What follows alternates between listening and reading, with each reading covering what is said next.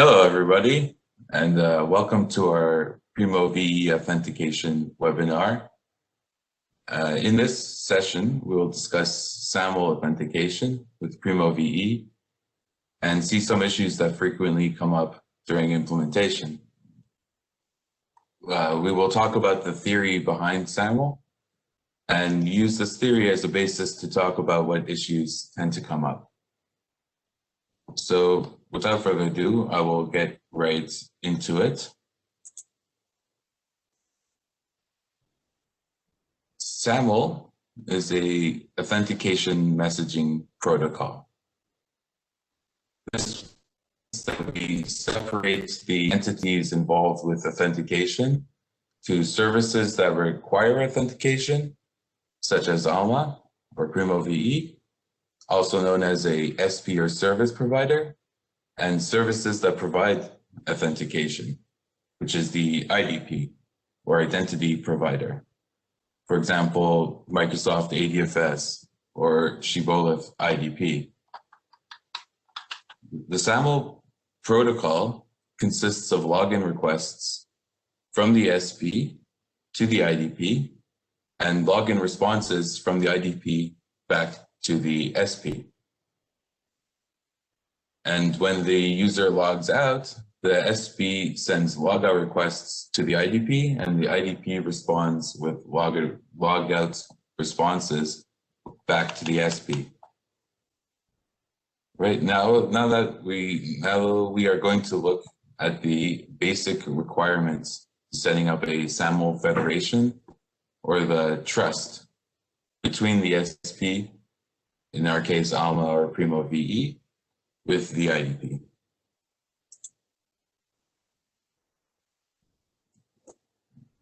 So as we saw in the previous slide, the SAML protocol consists of messages between the SP and the IDP. But the question is, how do these entities know where to send these messages? Right, in these login requests and login responses. In addition, how do these entities recognize who's the service that is sending out these requests?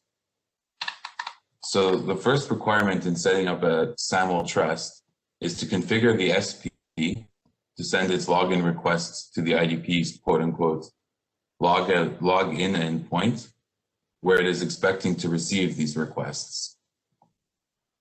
And vice versa, we need to configure the IDP to send its login responses to the SP's login response endpoint, where the SP is expecting to receive these responses.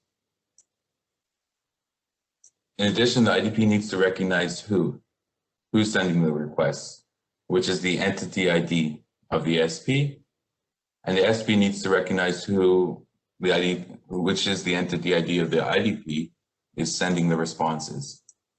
Right, so they need to each get configured to know who and where to send these messages to each other.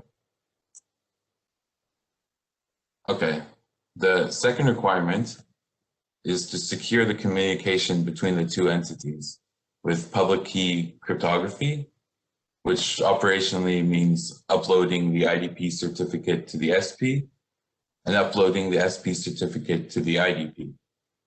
This way, each entity has the ability to use the other's certificate to validate and encrypt messages between the two of them.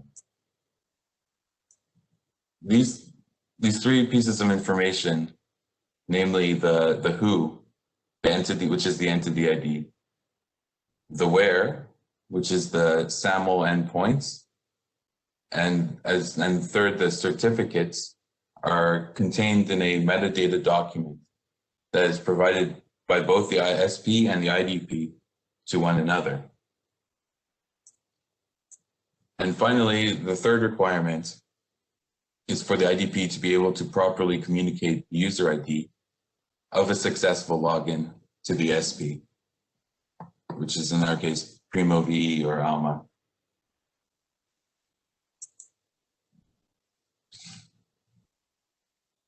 Okay.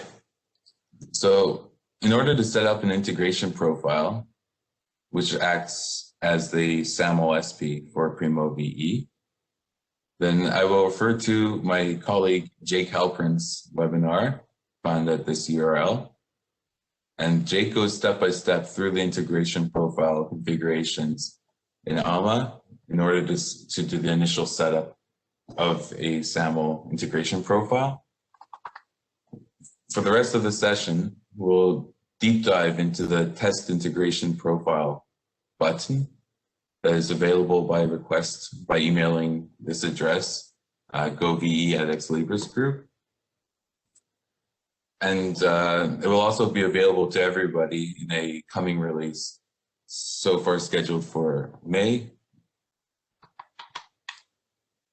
And okay, so when we click on the test button on the integration profile, we will see a page dialog box like this.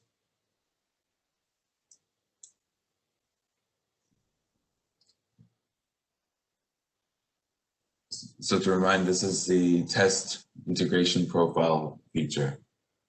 So in this dialog box, we can select the platform product where we're testing SAML authentication for. And in the URL type dropdown, we can select the DNS name that your institution is or will be using to access Primo VE. And this is important because of the first requirement, which we talked about in the previous slide, which is that the IDP needs to recognize the service that is sending the login requests to it. If the IDP only recognizes the name SQANA01, for example, but does not recognize the custom DNS CNAME, in this case, discovery.institution.edu, then the login request will fail. The IDP is expecting requests to be coming in from one application for all intents and purposes, and instead it's coming in from a different name. So after the URL type is selected, a test URL will appear down below. And this needs to be copied to your clipboard and pasted into a incognito window in Chrome or similar in Firefox or others. And this URL will simulate a login to Primo VE, but will output a detailed information if there's any issues that come up that are affecting login. So on this note, an interesting issue that can come up here is for an institution that wants to keep a custom DNS name that is currently being used for Primo Classic. Right, this means that the DNS record discovery.institution.edu, for example, is pointing to Primo Classic's IP at the moment. So in order to test Primo VE using this custom domain, the tester will need to modify their host file on their local computer to force the custom DNS to point to Primo VE's IP instead of Primo Classic's. And then they'll be able to test regularly. And for more information on how to actually do this, then you can check out this URL below. It gives a guide on how to do that. And so next we'll look at errors on the login request.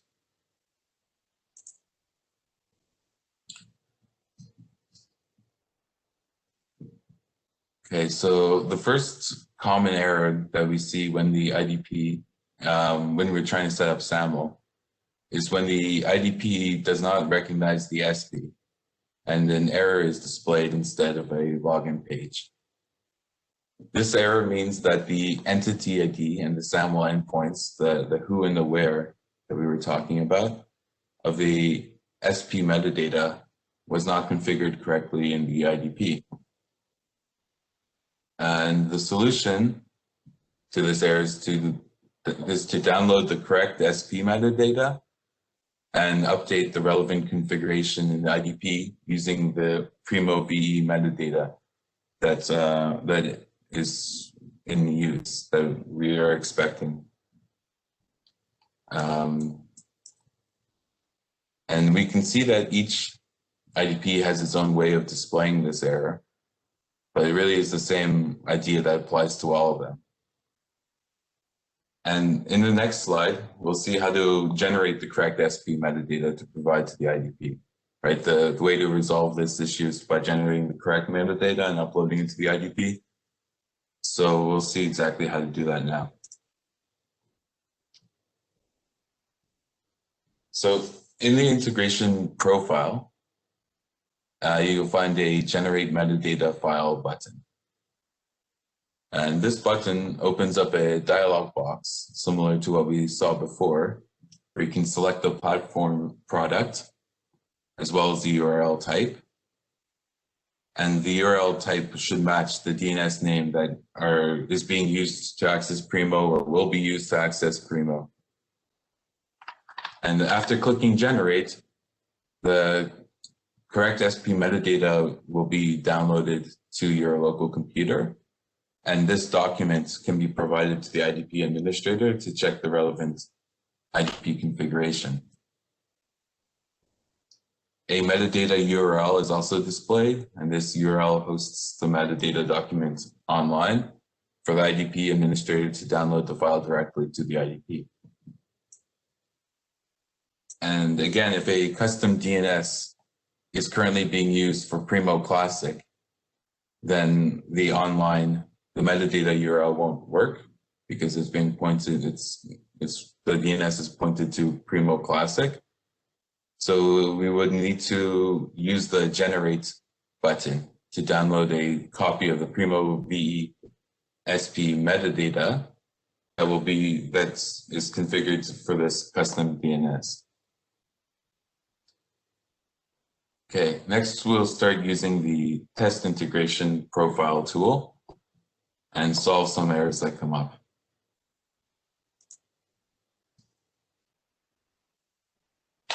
Okay, so before we look into the errors themselves, it's worth talking about the various stages that are passed when Primo VE receives a SAML response. These are the steps that Primo takes on to validate the SAML response. First, we attempt to decrypt the assertion using the ALMA SP certificate. Right, we were talking about how the messages between ALMA and the IDP are encrypted. So they're encrypted with the public key, with the certificate, with the ALMA certificate. So ALMA uses its SP metadata certificate to do the decryption. And then there's validations on the SAML message itself. The SAML message part of the SAML message contains under which circumstances the SAML token is valid. And these conditions need to be met to allow logging.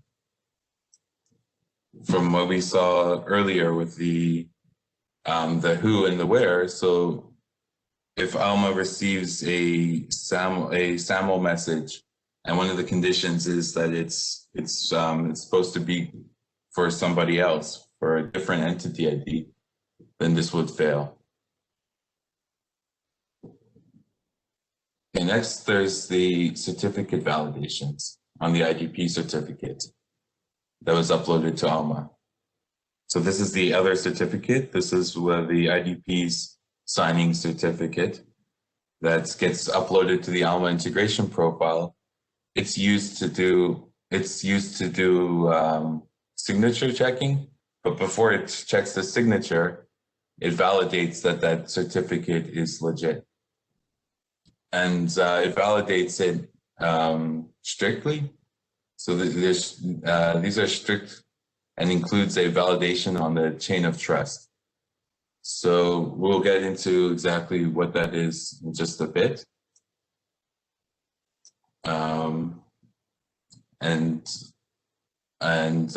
Okay, so the IDP certificate is then used to validate the signature on the SAML response once it's been validated, once the certificate itself has been validated.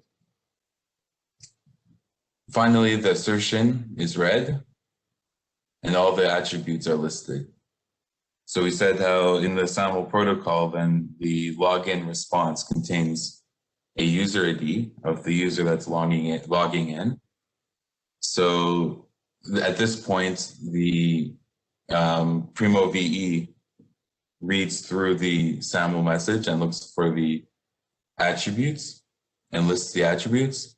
And then Primo will look for the attribute name that matches the attribute specified in the ALMA integration profile that needs to contain the ALMA ID, right? So in the integration profile, we set Primo to say, look for this particular attribute name, because this attribute name contains the ALMA ID.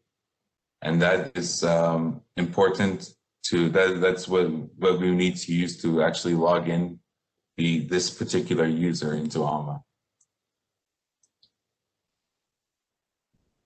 The encrypted as well as the decrypted SAML responses are also provided in the output, and it's useful when taking action to resolve errors that come up. For example, it can be used to retrieve the IDP certificate.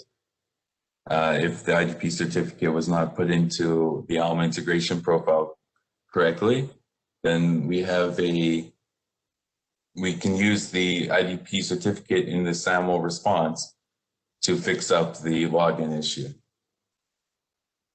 We can also use the output of the decrypted SAML response to check the attribute names and the values that are being released to Primo. So now we're going to look at possible errors that come up with each one of these authentication steps.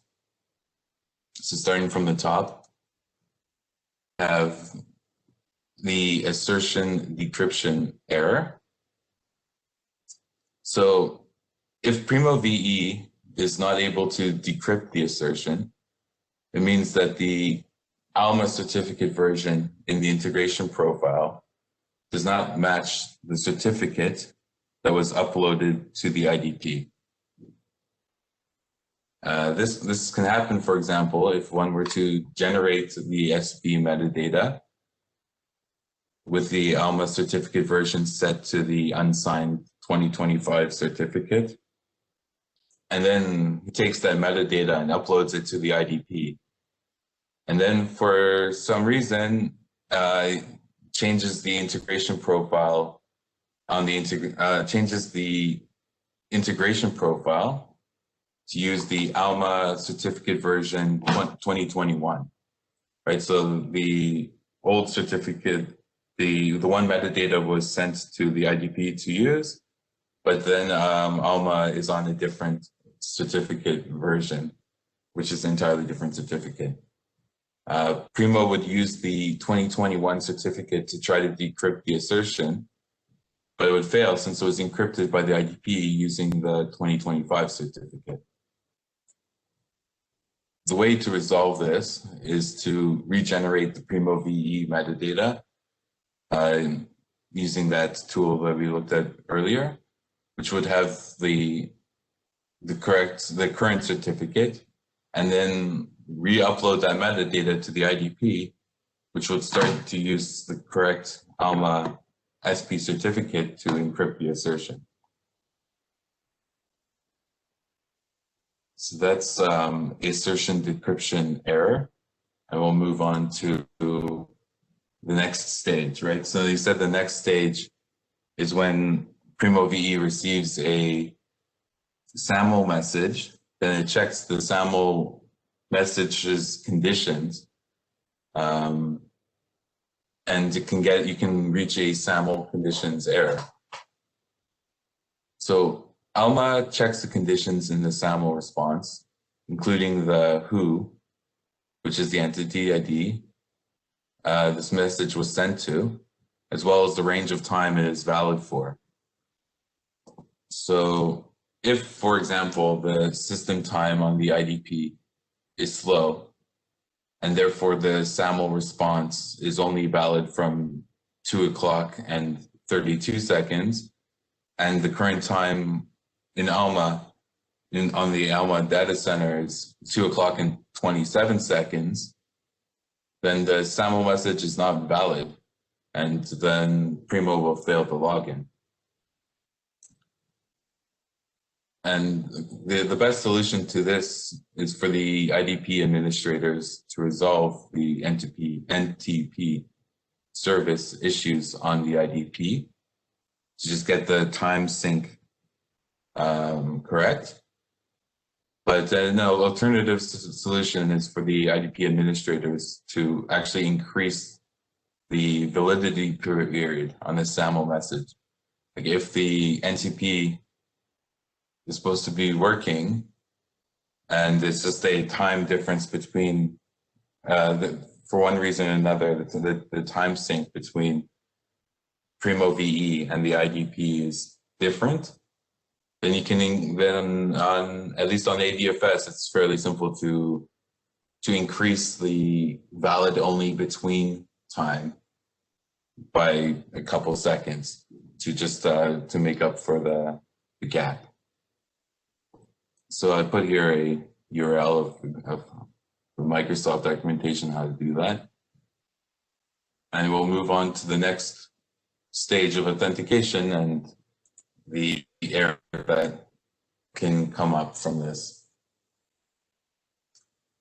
Okay, so we said the next step was that Primo VE validates the IDP certificate that was loaded to it. So before Primo uses this IDP certificate to validate the signature, it validates the certificate itself. So Alma does a full validation of the certificate, including the chain of trust validation, which is by far the most common certificate validation error.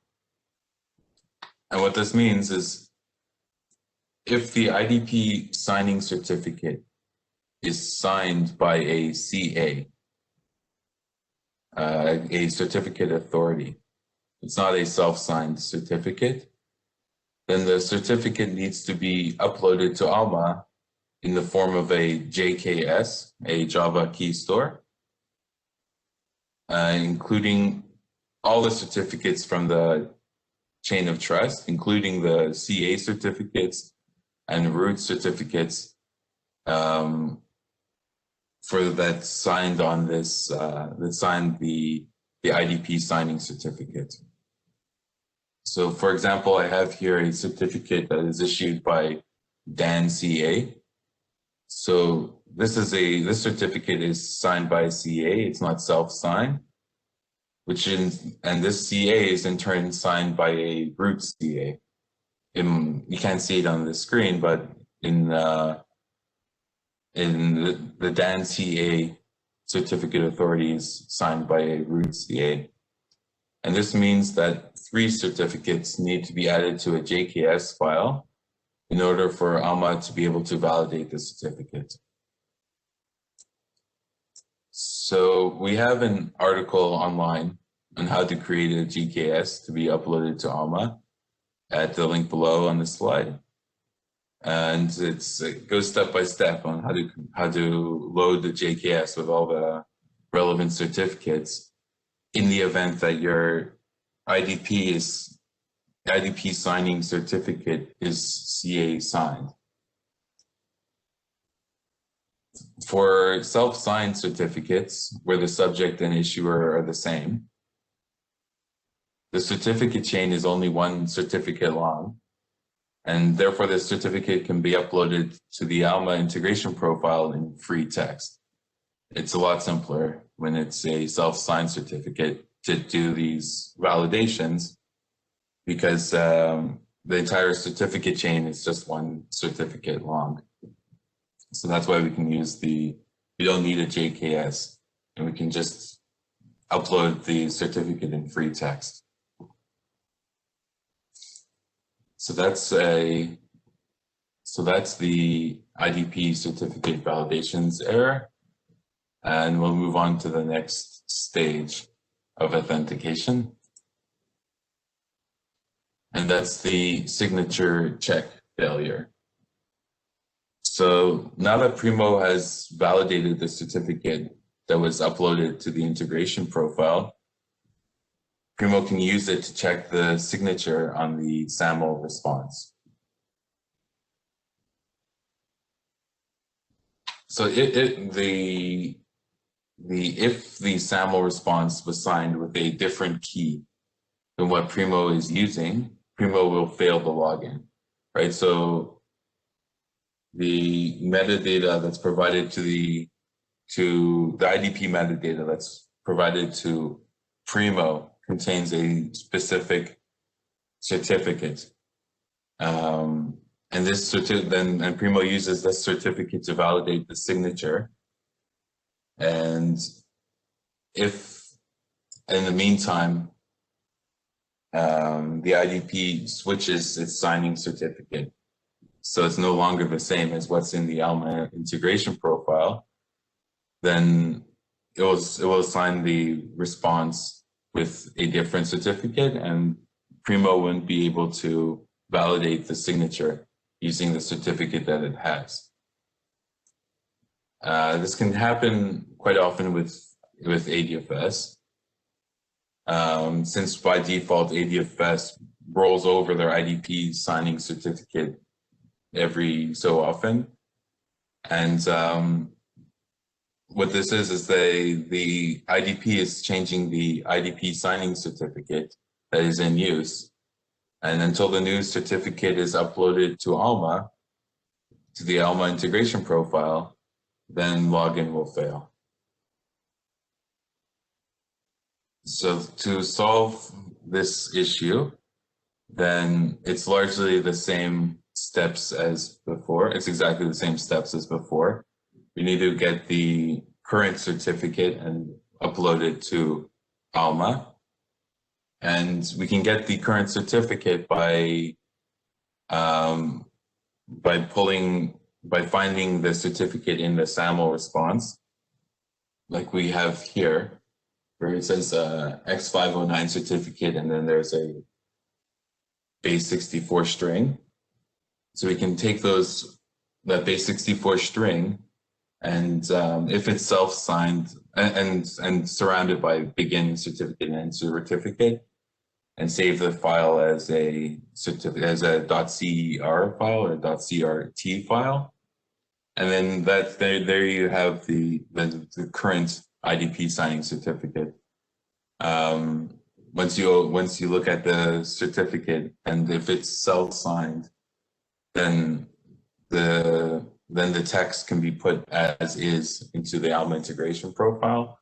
But once again, if you open it up and it's signed by CA, then there's a difference. Then we have to create the JKS to upload to Alma.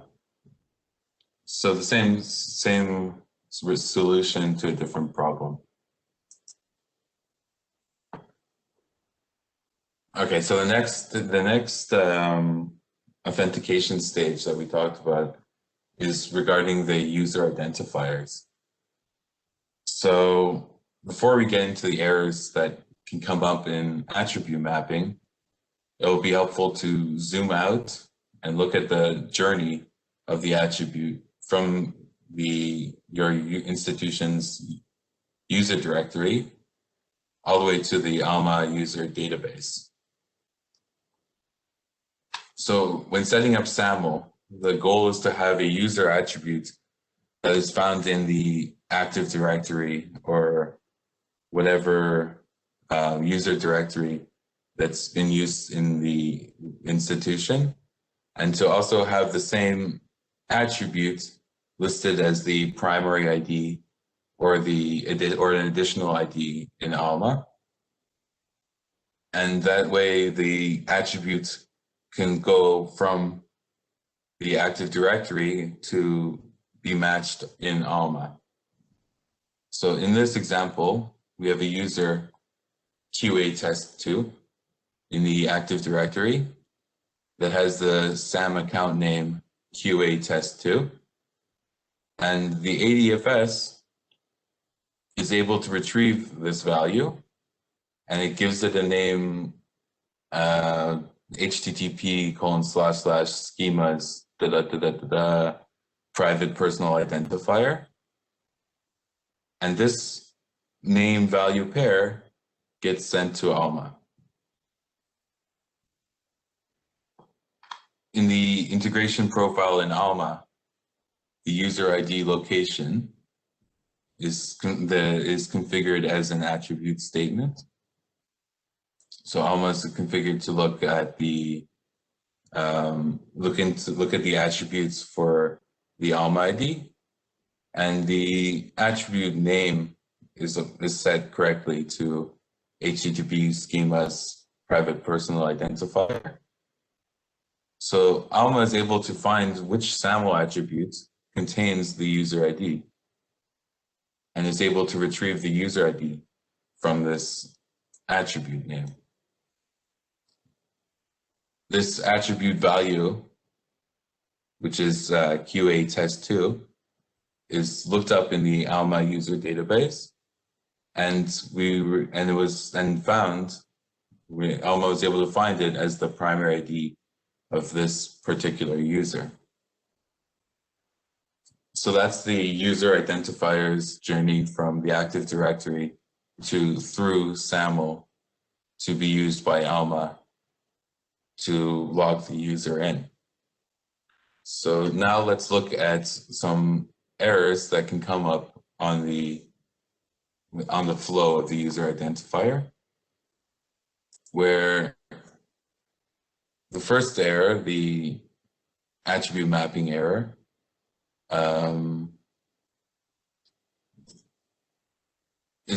so a very common error that comes up is when the SAML response does not contain the attribute name that the integration profile is expecting.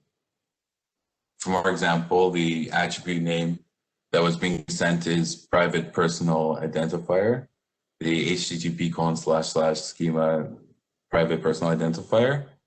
And in this case, the user ID attribute name in the integration profile is configured as a SAM account name, which is different, and it will cause the login to fail. So the solution to this, is to read the decrypted SAML response, and the decrypted SAML response will list the attributes being sent. If there's an attribute that contains the Alma ID but has a different name, then we can just update the integration profile accordingly. So we'll find the private personal identifier in the attributes list, and just take that and put it into the integration profile. And now now that bridge is filled. The gap is filled.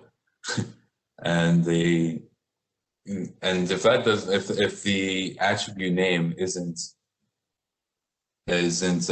found in the SAML response, then we need the IDP administrator to release a new attribute with the value of the Alma ID, and the attribute name in the and then we can take that attribute name and configure it in the integration profile, and then it would be fixed, right? So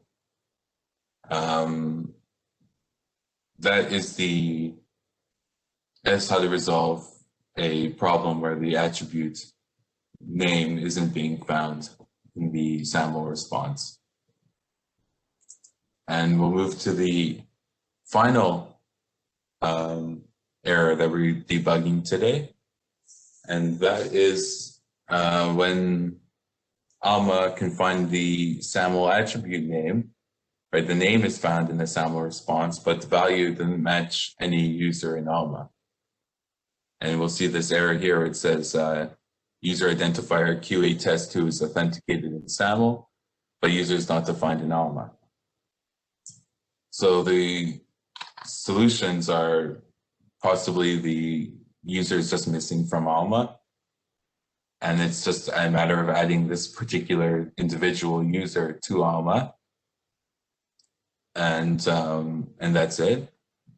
But it's also possible that no identifiers in Alma are being returned in the SAML response, right? So there's no, that the value, in our case, QA test 2, which is the username of my test user, isn't one of the primary ID or additional IDs in Alma. For example, it might be email address instead of username.